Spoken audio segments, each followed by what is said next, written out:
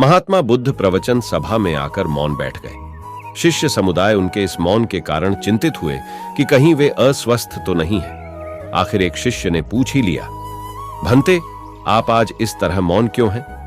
वे नहीं बोले तो दूसरे शिष्य ने फिर पूछा, गुरुदेव, आप स्वस्थ तो हैं?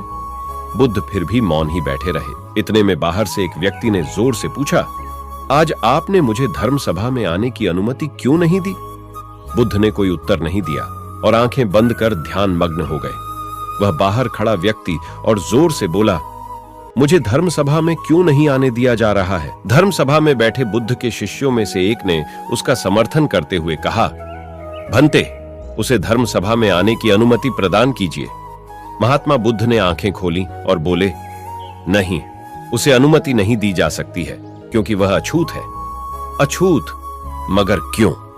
सारे शिष्य सुनकर आश्चर्य में पड़ गए कि भंते ये छुआछूत कब से मानने लग गए। महात्मा बुद्ध ने शिष्य समुदाय के मन के भावों को ताड़ते हुए कहा, हाँ, वह अछूत है। वह आज अपनी पत्नी से लड़कर आया है। क्रोध से जीवन की शांति भंग होती है। क्रोधी व्यक्ति मानसिक हिंसा करता है। इस क्रोध के कारण ही शारीरिक हिंसा होती है।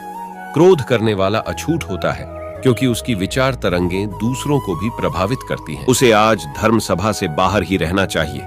उसे वहां खड़े रहकर पश्चाताप की अग्नि में तप कर शुद्ध होना चाहिए।